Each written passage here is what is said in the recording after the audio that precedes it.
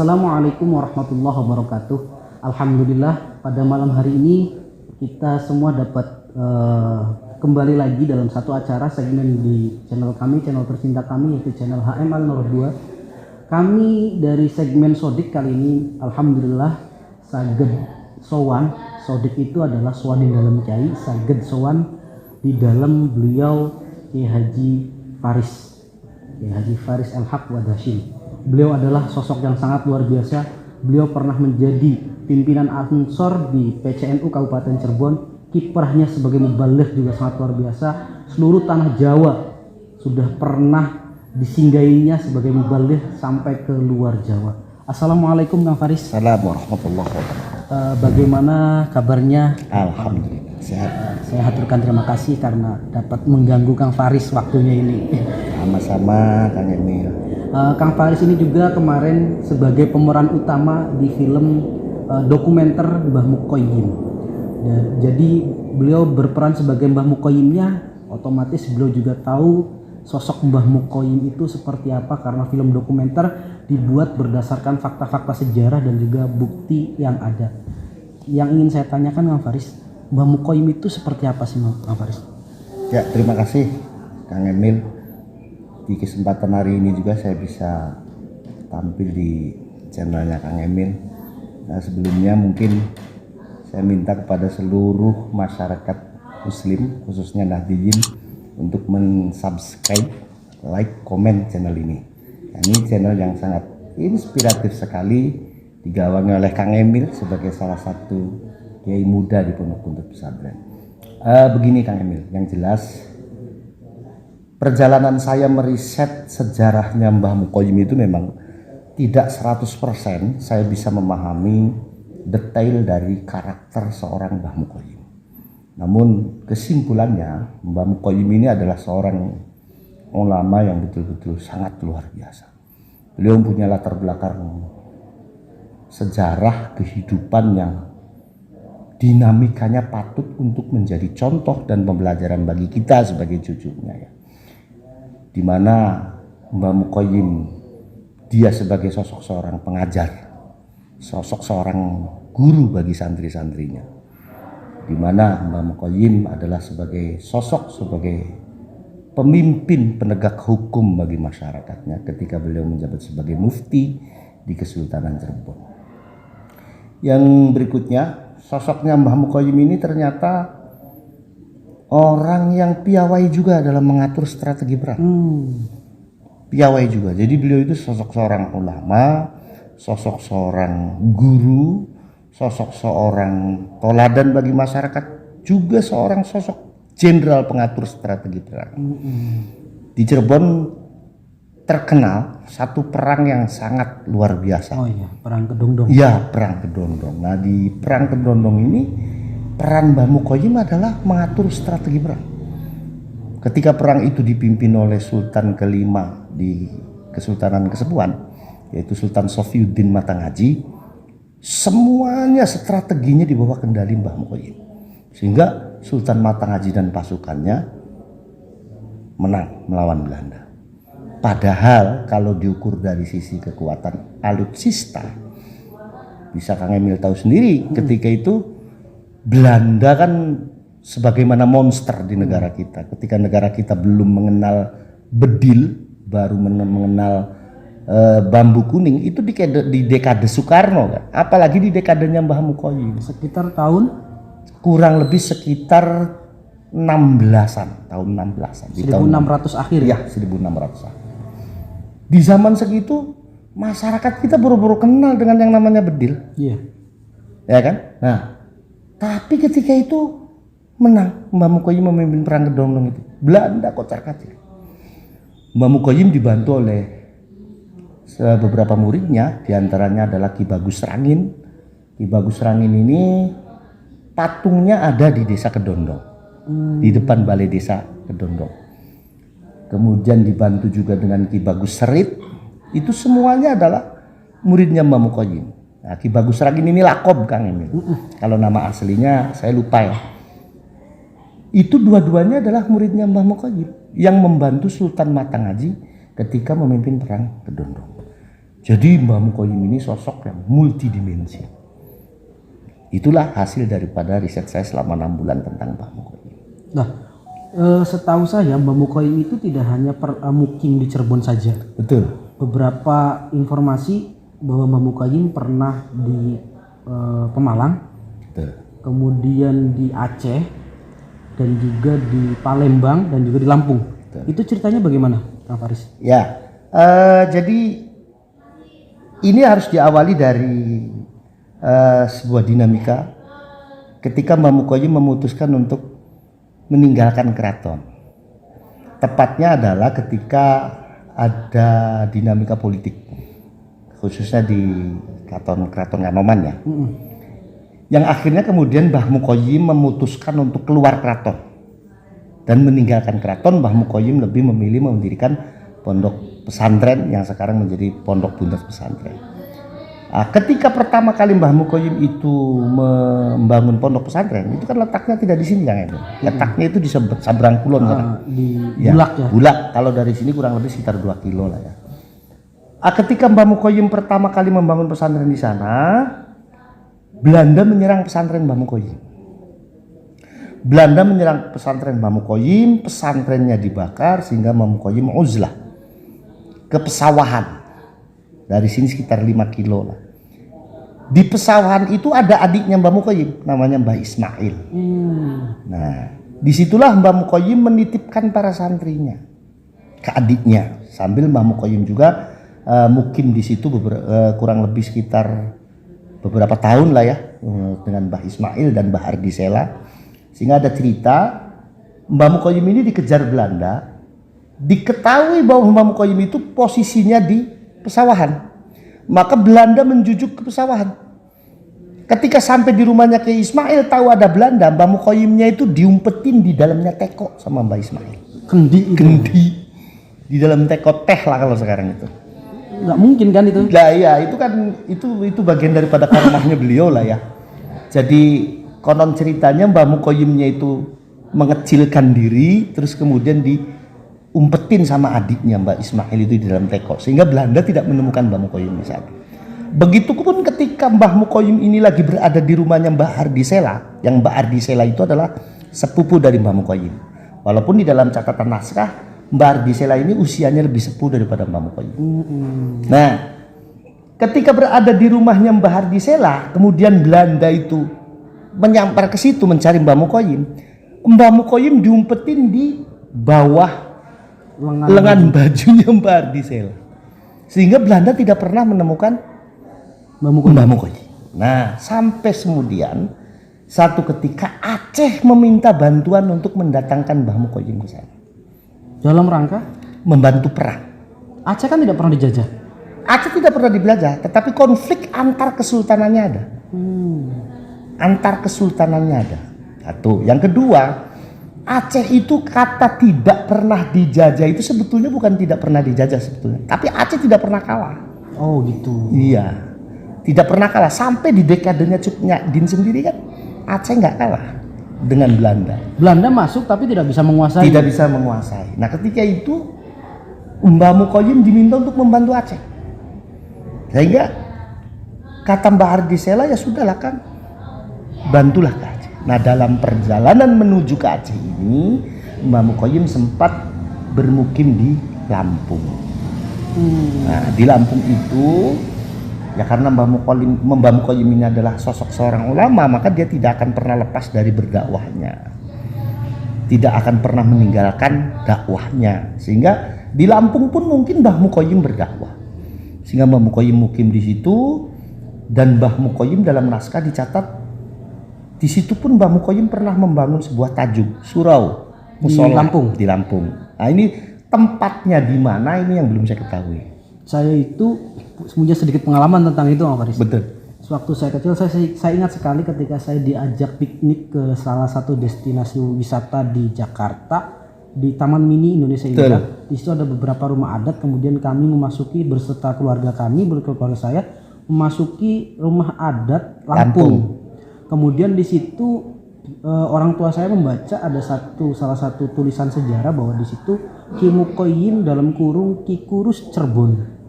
Lah akhirnya ditanyalah si penunggu itu dan keluarlah si pemangku apalah adatnya lah yang di situ. Ketika ditanya ternyata benar Mamukoyim yang ada di Cirebon Buntet ini. Kemudian ketika ditanya lebih lanjut lagi ternyata bahkan di sana pun diabadikan menjadi nama salah satu jalan yang ada di sana, itu Jalan Ki Mukoyim. Betul. Itu saya pernah menelusuri. Ketika meriset Mbah Mukoyim kemarin itu Kang Emil, saya sampai ke sana. Mbah Mukoyim berdiam diri di Lampung sehingga mungkin karena dakwahnya Mbah Mukoyim ini bagus ya, sehingga masyarakat sana ini menerima dan akhirnya Mbah Mukoyim punya santri lah di Lampung. Sehingga akhirnya kemudian Mbah Mukoyim mendesain rumah adat Lampung yang akhirnya kemudian itu dicatat oleh sejarah dan Mas Emil sendiri pernah melihat di Anjungan Bandar Lampung Taman Mini. Abahnya Mas Emil pernah melihat itu ada catatan Ki Kurus Ki Mukoyim ya, karena memang Mbah Mukoyim itu yang mendesain rumah adat pertama Bandar Lampung. Oh begitu. Iya. Desain pertamanya itu Mbah Mukoyim. Kemudian setelah dari Lampung Mbah Mukoyim melanjutkan perjalanan ke Palembang. Kalau dulu kan perjalanan itu nggak seperti sekarang Mas Emil, ya kan? Kalau sekarang kan pakai pesawat aja setengah jam. Iya. Kalau Mbah Mukoyim dulu mungkin pakai laut ya, pakai laut ke Palembang. Di Palembang jejak sejarahnya saya tidak menemukan, tetapi ceritanya ada. Nah sampai kemudian dari Palembang kemana lagi ini Mbah Mukoyim tidak ada jejak sejarah juga. Nah, Mbah Mukoyim langsung ke Aceh. Sampai di Aceh, begitu Mbah Mukoyim sudah selesai membantu Aceh menang, Mbah Mukoyim pulang lagi. Tapi pulangnya tidak di Cirebon. Pulangnya itu ke Pemalang. Tepatnya di Desa Pedurungan. Bukan Beji. Bukan, ternyata itu tetangganya Beji ternyata. Di sana tercatat bahwa Mbah Mukoyim ini menurut sumber sejarah kiai di sana, bahwa Mbah Mukoyim itu pertama berdiam diri itu di satu tempat di mana tempat itu di pinggir sungai. Dan Mbah Mukoyim membuat masjid di sini, tapi baru berupa pondasi sudah disapu banjir. Sehingga Mbah Mukoyim berpindah yang sekarang namanya Desa Pedurungan. Ya, Mbah Mukoyim di sana dengan salah seorang ulama yang saya juga namanya lupa ya, tapi ada catatan sejarahnya di film riset Mbah Mukoyim ada. Mbah Mukoyim di Pemalang berpindah ke Pedurungan, berdakwah di sana, punya santri di sana sampai Mbah Mukoyim membangun sebuah masjid. Nah, masjid itu sekarang dinamakan dengan Baitul Mukoyim. Jelas itu sejarahnya, ahli sejarah di sana, Kiai Sepuh di sana juga menceritakan seperti itu. Kemudian ketika Mbah Mukoyim ini berdakwah di Pedurungan di Pemalang itu, Cirebon terjadi pandemi. Oh benar. To'un. Kalau kata bahasa Jawanya, kalau santri bilangnya pageblug. Sehingga akhirnya masyarakat di sini tuh mendesak pemerintah Belanda untuk menjemput Mbah Mukoyim. Karena dianggapnya oleh masyarakat bahwa hanya Mbah Mukoyim yang bisa menyembuhkan pandemi ini. Akhirnya Belanda menuruti. Sampai akhirnya kemudian Belanda menemui Mbah Mukoyim dan Mbah Mukoyim bernegosiasi dengan Belanda. Di antara negosiasinya Mbah Mukoyim, saya mau pulang ke Cirebon dengan catatan satu, Pangeran Suryanegara Kanoman dikembalikan dari pembuangannya di Ambon. Kedua, dipenuhi hak-hak politiknya. Itu ceritanya lain lagi, itu sejarahnya nanti. Kalau saya ceritakan di sini mungkin kurang baik, nanti empat mata saja lah. Iya. Karena ini menyinggung salah satu terah dan keluarga. Nah, akhirnya Belanda menyanggupi. Mbah Mukoyim pulanglah ke Cirebon. Sampai Mbah Mukoyim kemudian menyembuhkan taun di sini dengan karomahnya, masyarakat Cirebon akhirnya kembali sehat. Tetapi Belanda ingkar janji. Pangeran Suryanegaranya itu tidak dipenuhi haknya, dipulangkan sih tapi tidak dipenuhi haknya. Akhirnya Mbah Mukoyim memutuskan untuk istiqomah membangun pesantren. Nah, Buntet pesantren inilah yang sekarang inilah yang dibangun kedua oleh Mbah Muqayyim. Jadi kalau ada kabar bahwa buntut kedua ini yang membangun adalah Mbah Muta'ad, itu ternyata menurut naskah tidak. Dua-duanya buntutnya yang bangun Mbah Muqayyim. Lah, iya. Dari situ ya, dari apa yang disampaikan oleh Kang Faris, kemudian Mbah Muqayyim berarti sempat menetap di sini berarti. Iya. Pernah sempat menetap di sini. Kemudian Mbah Muta'ad itu siapanya Mbah Muqayyim? Mbah Muta'ad itu menantu. Menantu pas apa menantu cucu? Kalau dalam naskah menantu pas. Mbah Muqayyim itu punya anak perempuan 5. Nah, yang pertama ini dinikahkan oleh Mbah Muqayyim dengan Mbah Muta'ad. Yang mana Mbah Muqayyim dan Mbah Muta'ad masih ada pertalian saudara? Masih. Mbah Muta'ad itu keponakannya Mbah Muqayyim. Berarti pernikahan sepupu ya? Iya. Kayak saya dengan istri saya lah Kang Emil. Ya kan saya dengan istri saya kan? Sepupu. Jadi kalau ada pernikahan sepupu di buntut itu ya memang sudah terjadi zamannya Mbah Muqayyim. Jadi ada kabar juga bahwa di buntut itu sedikit masyhur bahwa yang namanya Mbah Muta'ad itu adalah mantu cucu katanya. Padahal dalam naskah yang saya baca dengan almarhum Dr. Opan. Itu ya memang mantu asli, mantu keponakan asli, seperti itu. Nah kemudian Mbah Muqayyim bisa menetap di sini tapi tidak disarehkan di sini, itu bagaimana Kang Faris? Kalau itu sejarahnya memang makbarohnya buntut dulu bukan ini. Oh. Makbarohnya buntut itu ya di sana di Tuk. Oh berarti jauh ya? Jauh. Ketika akan menguburkan. Iya. Oh iya, Mbah Muta'ad pun di sana ya? Iya, Mbah Muta'ad di sana. Di sini kan dekadenya Mbah Abdul Jamil. Mbah Abdul Jamil. Iya. Jadi emang aslinya makbarohnya buntut itu ya di sana. Oh ini kan pemberian dari tangga ya? Dari Kiparga dari Kiparga, dari Kiliem itu. Kalau ini tanahnya Kiparga. Yang dihibahkan ke Kidul Jamil. Kidul Jamil untuk dijadikan makam. Nah kemudian ketika ada yang meragukan bahwa Mbah Muqayyim itu bukan turunan dari Rasul gimana? Ya kalau yang saya baca ya, nanti satu saat saya kasih tahu susunan nasabnya Mbah Muqayyim. Itu ditulis tahun 1715. Ketika saya mendapatkan naskah itu kertasnya saja sudah tidak bisa dibuka. Maka harus dilaminasi dulu. Nah, ini prosesnya lama. Laminasi itu dan biayanya besar, baru bisa dibuka. Ada. Saya tidak bisa menerangkan urutan dari Mbah Muqayyim ke atas sampai ke Rasulullah, tapi yang jelas dalam susunan nasab itu Mbah Muqayyim itu keturunan ke-33 dari Rasulullah. Ke-33. Berarti Mbah Muqayyim dan Mbah Muta'ad mengambil mantu dua-duanya sama-sama keturunan Rasul. Sama-sama keturunan Rasul. Berarti buntut seluruhnya keturunan itu kebanyakan mayoritas itu adalah dzurriyyah terus atau habaib. Habaib. Tapi kemudian mbah-mbah kita ya, Mbah Muqayyim sendiri yang melarang cucu-cucunya untuk mengaku turunannya Rasul. Alasannya kenapa? Saya yakin itu lebih kepada akhlak. Saya yakin bukan bermaksud Mbah Muqayyim untuk mengingkari nasab, bukan. Tapi Mbah Muqayyim orang yang sudah tahu mungkin ya kondisinya nanti akan seperti apa di zaman sekarang ini. Nah, sehingga Mbah Muqayyim lebih menginginkan cucu-cucunya itu muncul karena ilmu dan akhlaknya, bukan karena catatan keturunan dan nasabnya. Dan itu sudah dibuktikan lah oleh pendahulu-pendahulu kita ya, dari mulai almarhum Mbak Izzuddin, bapak saya, Mbak Nasiruddin, Mbak Nu'man, dan semuanya kan alim semua tuh orang tuh. Tanpa ada gelar Habib pun ketika kemudian keilmuannya sangat luar biasa, orang akan lebih menghormati itu gitu. Kemudian kalau misalkan buntut itu adalah habaib, marganya apa Bang Faris? Itu yang saya tidak cari. Harusnya ini mungkin wilayahnya Robito Alawiyin ya.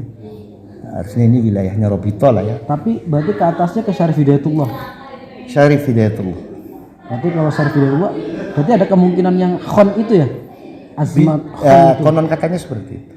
Konon katanya kalau dzurriyyahnya Rasul min jihati Wali Songo katanya Al-Azamat Khan. Tapi saya kurang tahu juga Saya nggak ngerti tentang habaib itu.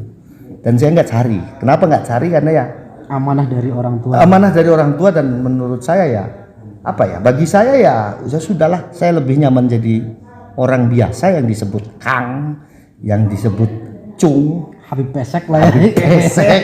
Ya kan nggak apa-apa. Saya lebih nyaman itu gitu. Akhirnya saya tidak punya beban moral. Di samping saya cukup merasa diri, ya akhlak saya itu masih seperti inilah ya. Keilmuan kita juga. Keilmuan kita juga masih seperti ini. Enggak, saya khawatir malah justru kalau saya mengaku kalau saya Habib ini malah justru menyakiti Rasulullahnya sendiri kan, atau membuat malu beliau kan. Jadi saya lebih nyaman seperti inilah. Lah, Mbah Mukoyim itu satu era tidak dengan Mbah Krian. Itu yang kita tidak temukan. Tetapi kalau melihat dari runtutan sejarahnya, kalau satu era mungkin tidak, tapi pernah ketemu. Artinya pernah hidup di masa akhirnya Mbah Mukoyim. Kalau dilihat dari silsilah kan Mbah Krian itu mengangkat menantu Mbah Dul Jamil. Iya. Berarti Mbah Krian selevelnya sama Mbah Muta'ad itu. Mbah Muta'ad. Tapi pernah mengalami pasti. Pernah mengalami era akhirnya Mbah Mukoyim, saya yakin. Karena Mbah Mukoyim itu kurang lebih usianya sekitar 90 tahun. Jadi saya sih kalau melihat dari runtutan sejarahnya dan tadi yang Mbah Krian juga itu saya sih masih menebak bahwa Mbah Krian itu pernah ketemu dengan Mbah Mukoyim. Karena Mbah Krian dekadenya sama dengan Mbah Muta'ad. Jadi mungkin walaupun ketemu di akhir lah, akhirnya di akhir umur ketika Mbah Mukoyim udah sepuh tapi yang jelas pernah ketemu menurut saya. Kalau melihat dari runtutan sejarah. Lah, Mbah Mukoyim di perang Kedongdong itu sebagai jenderalnya. Iya, mengatur strateginya. Kalau di perang Pangeran Diponegoro itu Mbah Mukoyim ikut serta tidak? Karena ada satu kabar, saya baca satu artikel bahwa Mbah Mukoyim juga sempat ikut di perang Pangeran Diponegoro. Ya, kalau kaitannya dengan Mataram itu yang saya tahu bukan langsung ikut di perang Ponorogo. Tapi Mbah Mukoyim itu orang yang pernah diminta sarannya oleh Mataram untuk mengatur strategi perang. Mataram loh ya. Tapi Pangeran Diponegoro juga kaitannya dengan Mataram, tapi tidak disebutkan Pangeran Diponegoronya di situ. Tapi Mbah Mukoyim itu adalah sebagai sosok ulama yang pernah dimintai sarannya. Karena secara letak geografis kan Cirebon dan Mataram itu kan berdampingan, bertetanggaan. Kalau dulu itu ya apa ya, mungkin negara tetangga lah. Iya, gitu kan. Karena kekuasaan Cirebon kan sampai ke Bantul itu. Betul, kekuasaan Cirebon itu kalau wilayah timur di dekadenya Sultan pertama ya, Sultan Samsudin itu sampai kurang lebihnya Kendal. Oh, Kendal. Kendal Jawa Tengah. Tapi sebelum Sultan Samsudin melebihi Kendal. Makanya di Alas Roban itu pernah ditemukan petilasannya Pangeran Cakrabuana. Pangeran Cakrabuana. Kenapa Pangeran Cakrabuana ada petilasan di sana? Ya karena memang itu masih wilayahnya Cirebon waktu itu. Nah, ya. Yang kedua, petilasan itu kemudian berbeda pendapat ahli sejarah. Yang pertama ada yang mengatakan Pangeran Cakrabuana, yang kedua Nyimas Rara Santang. Kalau Nyimas Rara Santang ini waktu keluar dari keraton dan mencari kakaknya, itu jalannya sampai ke sana. Kakaknya Walang Sungsang. Iya, mencari kakaknya Walang Sungsang itu Pangeran Cakrabuana itu sampai ke sana. Nyimas Rara Santang itu yang nantinya akan diperistri oleh Sayyid Abdullah Hamdaduddin Mesir, abah dari Syekh Syarif Hidayatullah. Bahkan saya baca di satu naskah, ini naskah kuno, kalau saya ngomong naskah kuno. Syekh Syarif itu kembar. Oh, Syarif Hidayatullah. Iya. Yang keluar pertama, lahir pertama dinamakan Syarif Hidayatullah, lahir kedua adiknya saya Syarif Muhammad Arifin. Nah itu. Kalau Pangeran Cakrabuana itu nama aslinya adalah Walang Sungsang. ketika dia menjadi menantu dari Ki Danuarsi dengan Nyi Endang Gelis. Ki Danuarsi ini posisinya jadi kepala desa, kubu. Ketika Ki Danuarsi meninggal, Pangeran Cakrabuana menggantikan posisinya Ki Danuarsi sebagai kubu. Maka muncul lakob Mbah Kuwu Jerbo. Pangeran Cakrabuana itu adalah nama dari kerajaan.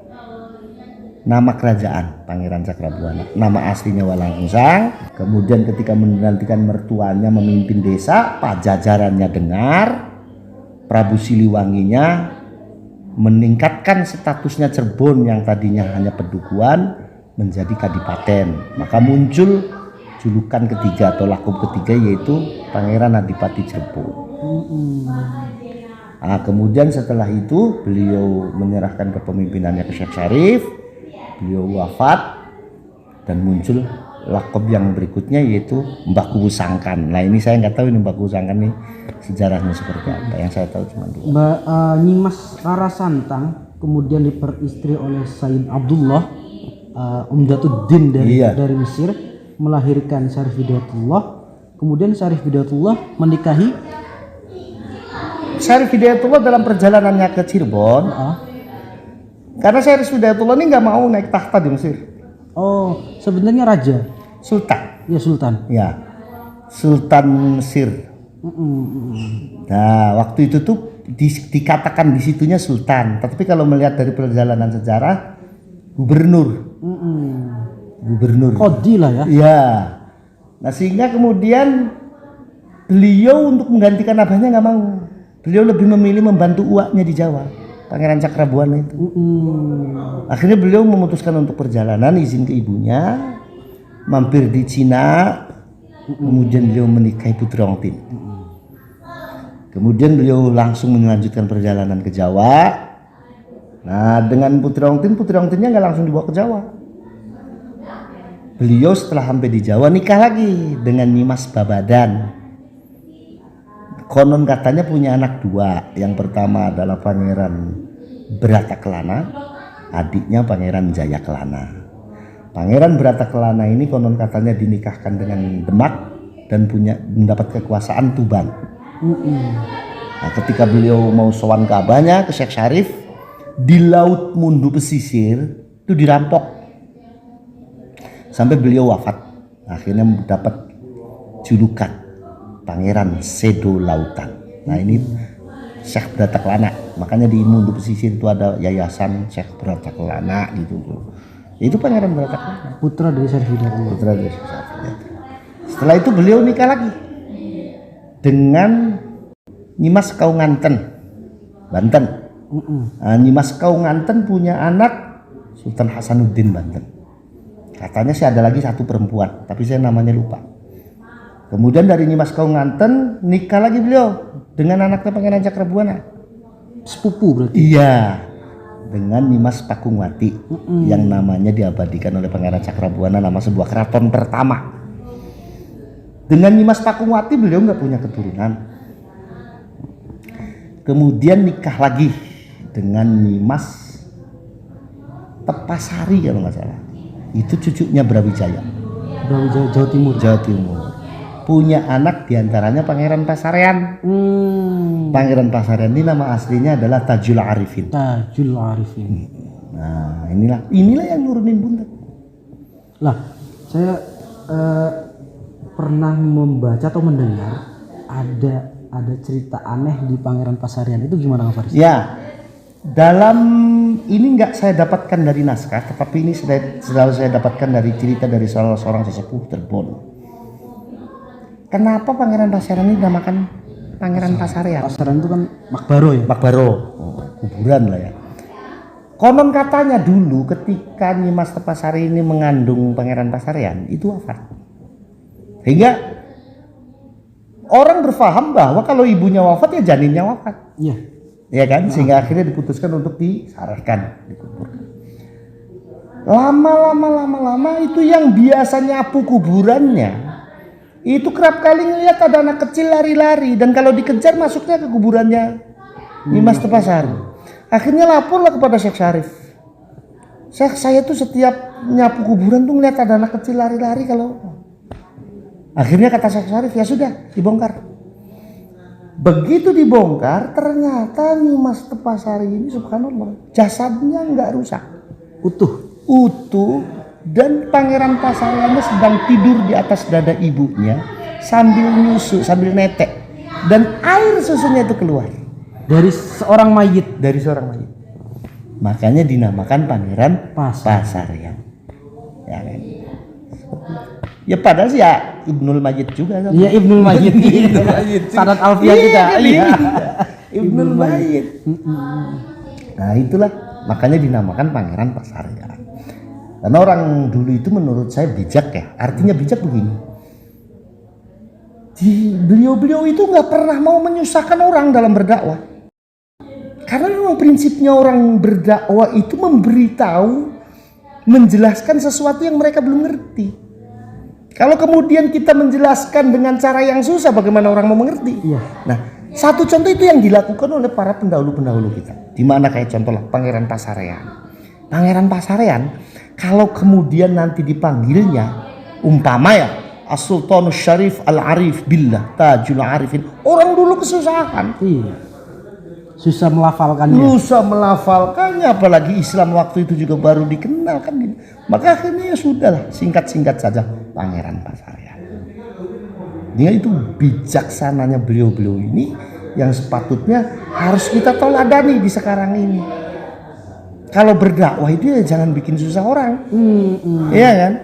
Apalagi kalau dengan kata-kata kasar, dengan memfitnah, dengan menyebarkan hoax, itu kan membuat susah orang ini. Atau bahkan mengkafirkan.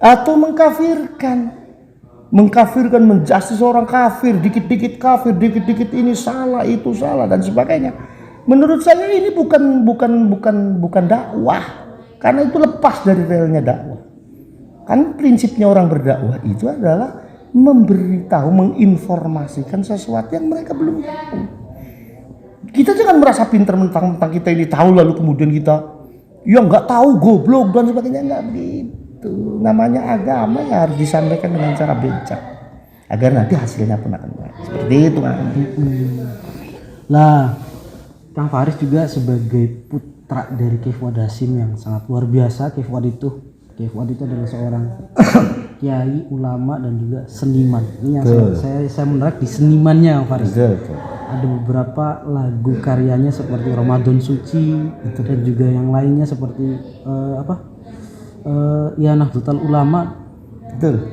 Itu sosok Kiai Fuad itu gimana sih Kang Faris sehingga bisa menjadi seorang yang menurut saya lengkap sekali?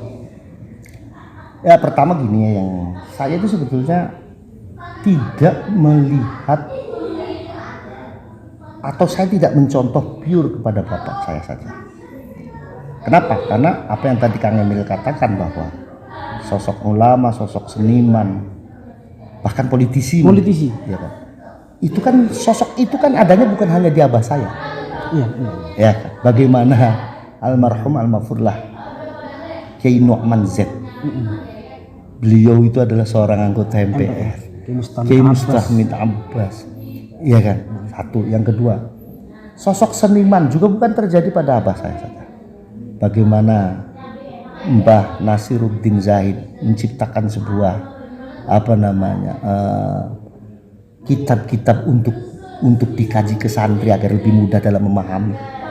Bagaimana Mbak Izzuddin ini juga membuat gaya-gaya dakwah yang memang itu di dalamnya ada seninya. Kiai Jawahir yang pengajian dengan melakukan Al-Qur'annya. Waktu itu yang saya tahu baru Kiai Buntet. Jadi itu di era emasnya ya? Iya. Mubaligh ngelagu nyanyi itu adanya di Buntet. Yang lain tuh enggak. Dan ini menjadi ikon betul bagi Buntet dan ini ditiru oleh hampir semuanya mubaligh. Almarhum Jeffrey Al-Bukhari. Iya kan? Hampir semua sekarang ini mubaligh itu kalau ceramah pasti akan diselingi dengan lagu-lagu yang awalnya itu adalah Kiai Buntet. Nah, saya itu meniru dari semuanya. Abah saya adalah bagian daripada beliau-beliau.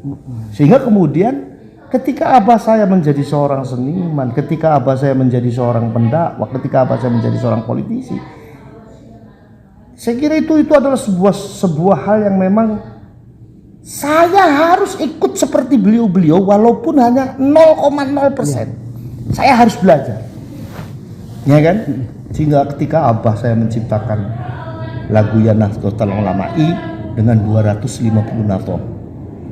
Kemudian abah saya menciptakan lagu Ramadan Suci sehingga dulu itu sempat terkenal, Qasidah Buntet, viral jadi luar biasa lah. Namanya grupnya adalah Sukhruratul Wadi. Sukhruratul Wadi. Iya, itu penyanyinya itu mertua saya. Ya, terus ibunya anu Kiroh, terus almarhum Kangero, almarhumah Kangero, almarhumah Nyai Khurri, Nyai Humaeso, Nyai Iim Imro'ah. Itu luar biasa. Banyak ya, dan jiwa seni yang dimiliki abah saya pun bukan hanya di dekade abah saya. Di zaman dulunya, di era zaman dulunya pun sudah banyak ya Kiai Buntet menciptakan syair-syair. Di antaranya almarhum Mbak Akyas. Iya, Mbak Akyas. Ya kan, itu banyak menciptakan syair-syair itu di keluarganya Mbah Yai Syifa itu almarhum yang banyak sekali catatannya itu. Lagu-lagunya Mbak Akyas itu. Bahkan Mbah Abbas menciptakan sebuah lagu untuk penyemangat ketika mau perang. Ya itu saya lagi cari itu syairnya itu. Jadi saya meniru ke semuanya dan saya melihat ke semuanya. Sehingga ketika saya itu mengagumi sosok abah saya, pada intinya saya mengagumi seluruh kiai di dekadenya abah saya. Luar biasa. Sehingga ada yang bilang begini, saya ya manggil Kiai Buntet aja kalau ceramah. Zamannya abah saya ini, zamannya Mbak Izzuddin, Mbah Jawahir. Kenapa sih harus Kiai Buntet? Karena yang mendengarkan bukan cuma manusia, jin pun ikut mendengarkan. Dan itu yang ngomong Kiai Sepuh, bagaimana saya nggak percaya? Kan sangat luar biasa. Berarti beliau itu berdakwah bukan hanya di dunia manusia. Nah itulah, maka saya melihat abah saya sosok seniman, sosok politisi, sosok ulama. Satu hal mungkin yang membuat beda ya dari abah saya dengan sekitarnya. Di sekitarnya. Pertama adalah abah saya itu nggak pernah ngajarin saya suruh ceramah, nggak pernah ngomongin barang satu kata pun nggak pernah. Begitu juga kakak-kakak Kang Faris. Enggak pernah. Artinya belajar sendiri ya, memang referensinya ya pasti orang yang terdekat lah abah saya, dengan melihat bagaimana abah saya berceramah gitu. Tapi kalau diajarkan langsung saya itu nggak pernah, sama sekali tidak pernah. Abah saya pernah ngomong begini, Kapasira pengen bisa kayak bapak, ya telengan bapak tadi aja padun delang setelerapan bae, dibelajari sejero-jerone begitu abah saya. Terakhir Kang Faris sebagai pernah memimpin Nahkodai Ansor di PCNU Kabupaten Cirebon dan juga sekarang di Ansor Pusat, komentar Kang Faris mengenai seorang kiai atau ustadz yang ceramah di gereja Kang Faris. Ya. Itu bagaimana? Sementara ini banyak yang mengkafirkan ataupun banyak yang memurtadkan. Menurut Kang Faris sebenarnya gimana Kang Faris? Nggak aneh ya menurut saya. Nggak aneh, artinya nggak aneh, nggak perlu diributkan lah, itu hal biasa. Dan nggak apa-apa ya? Ya nggak apa-apa lah, nggak apa-apa lah. Yang namanya memberikan sebuah informasi, ya dakwah itu kan memberikan informasi. Yang pada siapapun silakan saja. Walaupun kemudian ada yang sampai ke gereja ya, ini biarin aja, nggak masalah menurut saya. Pertama itu, yang kedua, apalagi kalau kita bicara dan korelasinya dengan kondisi bangsa kita kan, ya nggak salah. Siapa yang melarang berdakwah di gereja? Khalifah Harun Ar-Rasyid sendiri kan sering. Kurang apa beliau ini? Ya kan? Jadi menurut saya nggak masalah. Kalaupun umpamanya ada yang mempermasalahkan begini-begini, ya apa gitu loh? Artinya apa gitu? Yang harus disanksikan apa?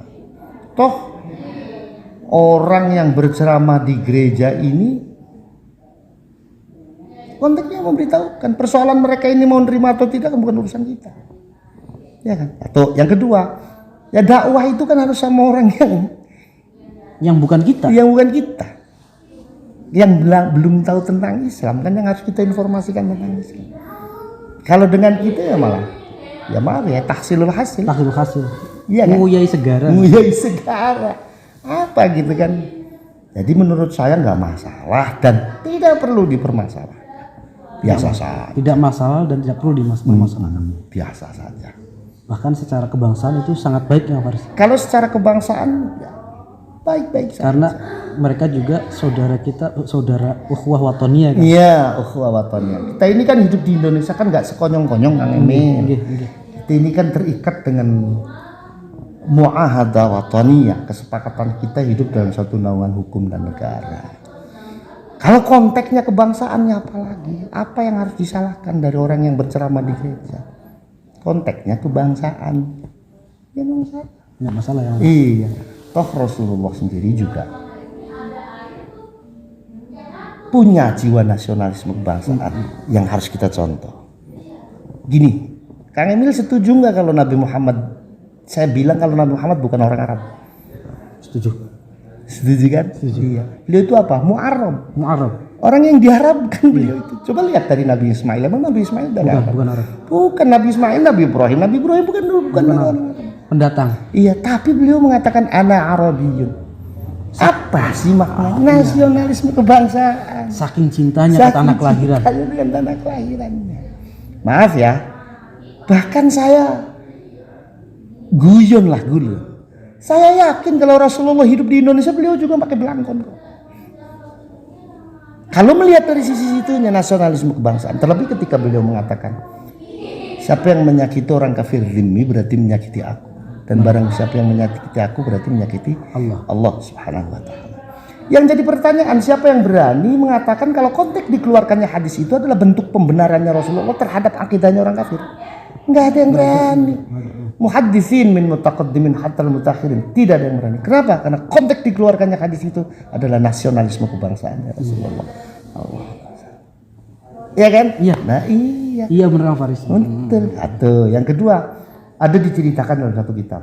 Dulu Sayyidina Umar Sayyidina Abu Bakar ketika menggantikan Rasulullah menjadi, mungkin aku ini tidak akan pernah bisa sesempurna Rasulullah sallallahu alaihi wasallam memimpin semuanya. Tetapi setidaknya saya ingin meniru apa yang telah dilakukan oleh Rasulullah sallallahu alaihi wasallam. Ada yang nyeletuk. Sing badhe ditiruwe napa Kanjeng Amirul Mukminin, ya Amirul Mukminin sing ditiruwe apa? Legae ati Kanjeng Nabi ning nerima perbedaan pendapat. Itu besarnya hati Kanjeng Nabi ketika menerima perbedaan pendapat. Saya teringat di perang Uhud Kanjeng Nabi mempunyai pendapat untuk bertahan di Madinah. Tapi karena sahabat memutuskan dan bersepakat untuk keluar dari Madinah, walaupun akhirnya kalah tapi Kanjeng Nabi menerima. Betul. Dan dengan besar hati. Betul. Atau yang kedua, Rasulullah itu di antara salah satu jiwa nasionalisme kebangsaannya, beliau ini kaderisasinya luar biasa. Itu nasionalisme kebangsaan. Karena kaderisasi itu bagian dari nasionalis kebangsaan. Itu tanggung jawab untuk membesarkan negaranya. Di antaranya ketika Rasulullah menunjuk Sayyidina Salman Al-Farisi untuk memimpin perang Khandaq. Kurang apa? Sahabat Salman yang umur 17, ada Sayyidina Abu Bakar, ada Sayyidina Umar, ada Sayyidina Utsman yang jauh memiliki pengalaman lebih besar. Tapi yang ditunjuk Sayyidina Salman Al-Farisi. Luar biasa Kang Faris. Terima kasih Kang Faris atas ilmunya yang luar biasa banyaknya, tidak mungkin terkuras ini. Amin. Dan ini sangat bermanfaat sekali bagi saya dan juga bagi teman-teman dunia maya, subscriber kami. Terima kasih. Alhamdulillah pada malam hari ini diskusi kita berjalan dengan penuh hangat dan juga lancar dan juga penuh dengan ilmu. Mudah-mudahan bermanfaat. Jangan lupa subscribe, like dan juga share, karena itu adalah salah satu dakwah kita kepada Ahlus Sunnah wal Jamaah An-Nahdiyah. Wallahul muwaffiq ila aqwamit thariq. Assalamualaikum warahmatullahi wabarakatuh.